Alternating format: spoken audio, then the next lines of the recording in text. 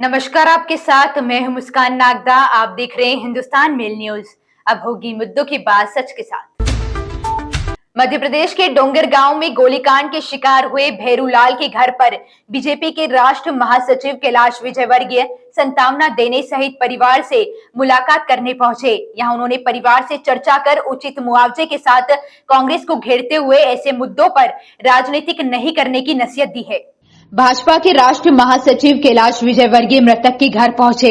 यहां उन्होंने मीडिया से चर्चा के दौरान कहा कि मदन भाजपा का पुराना कार्यकर्ता है, लेकिन यह पूरी घटना दुर्भाग्यपूर्ण है और परिवार के साथ प्रदेश सरकार की संवेदना है।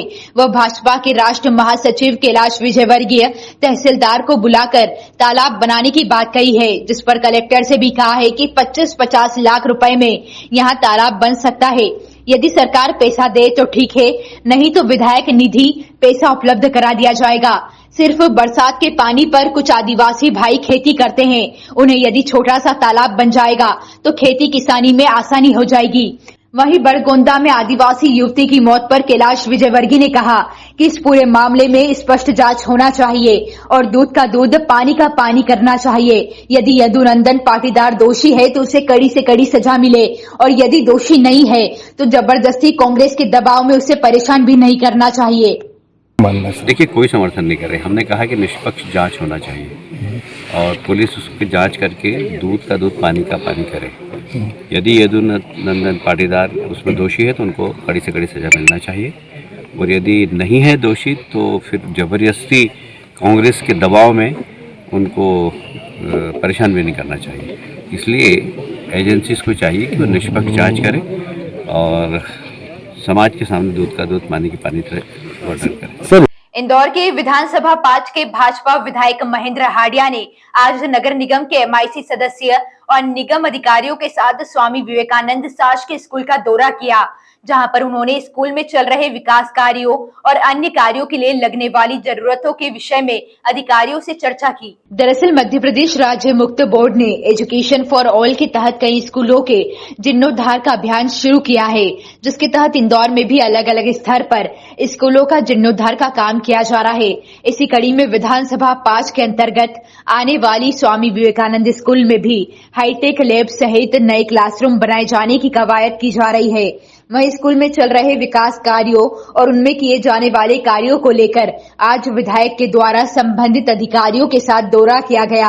इस दौरान नगर निगम के एमआईसी सदस्य भी मौजूद रहे। इस दौरान स्कूल के मैदान का भी विधायक और अन्य जनप्रतिनिधियों के द्वारा दौरा किया गया, जहां मैदान को खेल गतिविधियों के लिए सर्व सुविधा युक्त बनाने के लिए निर्देश दिए गए। इसकी यहाँ की लेबोरेटरी भी जीर्ण शीर्ण हो गई थी, सब उनको सुधारने की नए बनाने की आवश्यकता थी। तो मध्य प्रदेश राज्य वित्त बोर्ड मुक्त बोर्ड ने एजुकेशन फॉर ऑल के तहत यहाँ 9 कमरे स्वीकृत किए हैं। कुछ कमरे बन गए हैं।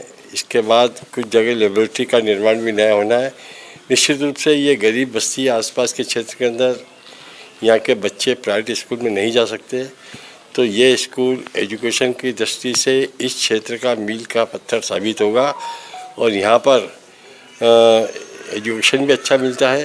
किसी प्राइवेट स्कूल से कम नहीं एजुकेशन यहाँ का, किंतु जो इंफ्रास्ट्रक्चर है उसकी कमी थी, वो हम उसको पूरा करेंगे। महू की घटना में आदिवासी व्यक्ति की मृत्यु के बाद अब इस घटना ने राजनीतिक रूप भी ले लिया है, जहां मुख्यमंत्री शिवराज सिंह चौहान द्वारा इसकी जांच के आदेश दे दिए गए हैं। तो वहीं पूर्व मुख्यमंत्री कमलनाथ द्वारा भी कांग्रेस के वरिष्ठ नेताओं का दल गठित किया गया है। वहीं अब इस मुद्दे को लेकर आम आदमी पार्टी भी मैदान में उतर चुकी है और सरकार से मांग कर रही है कि मृतक के परिजनों को 1 करोड़ रुपए की सहायता राशि प्रदान की जाए। दरअसल आम आदमी पार्टी के राष्ट्र परिषद सदस्य और पूर्व जिला अध्यक्ष डॉक्टर पीयूष जोशी ने महू में हुए आदिवासी हत्याकांड के बारे में सरकार की आलोचना की है।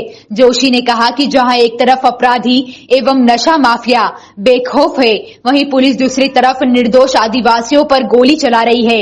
यह हत्या मंदसौर गोली चालन की याद दिलाती है, जिसमें 6 किसानों की मृत्यु हुई थी।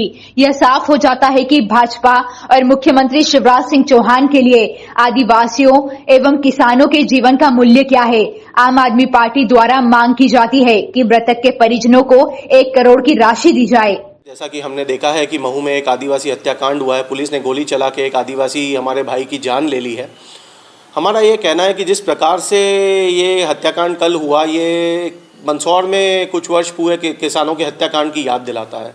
ये बहुत ही दुखी कर देने वाली घटना है कि जिस प्रकार से आदिवासी भाइयों की और किसानों की जान की कीमत इस सरकार के लिए कुछ भी नहीं है। भारतीय जनता पार्टी और शिवराज सिंह ऐसे तो मामा बने फिरते हैं और भारतीय जनता पार्टी आदिवासियों की हितैषी होने का दावा करती है। एक मेलोड डाउन पैसा एक्ट लाके उनका रोधा होने का दावा करती है। ट्रेन से यात्रा करने वाले यात्रियों को अब यात्रा के दौरान भी आधार कार्ड नया बनवाने और पुराने कार्ड में संशोधन करवाने की सुविधा रेलवे परिसर में ही मिलेगी, जिसमें डिजिटल इंडिया मूवमेंट का अहम योगदान होगा।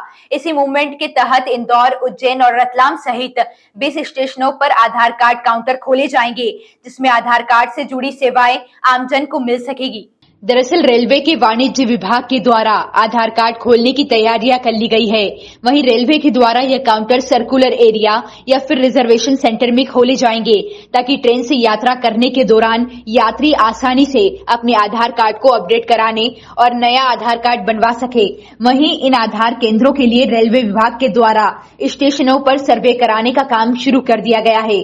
वहीं आधार कार्ड के इन काउंटरों का संचालन रेलवे कर्मियों के द्वारा ही किया जाएगा, जिन्हें भारतीय विशिष्ट पहचान प्राधिकरण द्वारा ट्रेनिंग दी जाएगी। ये डिजिटल जो के तहत अभी हाल में ही इस तरह का एक प्रपोजल है कि जो स्टेशन है पश्चिमी रेलवे के, उसमें रतलाम, उज्जैन और इंदौर स्टेशन को इसमें नामित किया गया है। तो आगे अभी प्रोसेस में है, तो अभी आगे आने वाले टाइम पे जैसे हेडक्वार्टर से हम लोगों को निर्देश मिलेंगे, इसके आधार पे ही फिर ये प्रक्रिया जारी रहेगी। इंदौर क्राइम ब्रांच द्वारा पिछले दिनों पीएससी की एग्जाम देकर विफल हुए नकली एसडीएम को धमकाने के मामले में गिरफ्तार किया गया था। नकली एसडीएम की पूछताछ की जा रही है, तो वहीं दूसरी ओर उसके खिलाफ करीबन 6 से अधिक शिकायत और पुलिस को प्राप्त हुई है।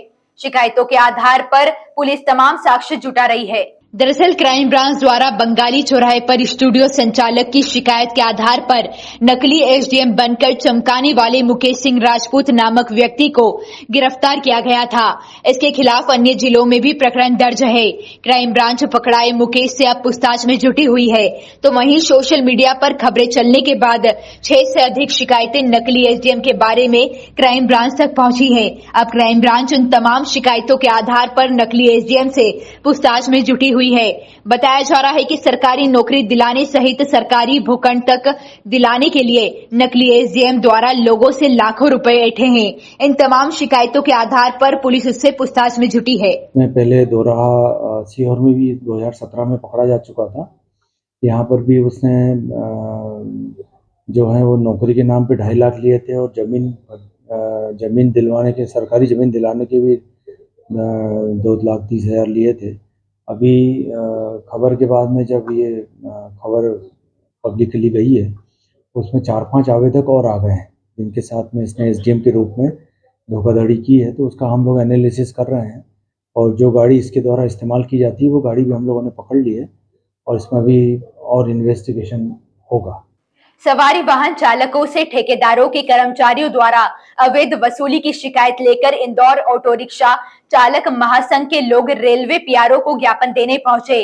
रेलवे स्टेशन के समीप पार्किंग ठेकेदारों के कर्मचारियों द्वारा की जा रही ऑटो रिक्शा और टैक्सी वालों से अवैध वसूली के खिलाफ इंदौर ऑटो रिक्शा चालक महासंघ ने मोर्चा खोला है। महासंघ के अध्यक्ष राजेश बिटकर के नेतृत्व में सैकड़ों की संख्या में रिक्शा चालक इंदौर रेलवे स्टेशन स्थित जनसंपर्क अधिकारी के समक्ष पहुंचे और अपनी समस्या बताई। रेलवे अधिकारी को उन्होंने ज्ञापन भी दिया।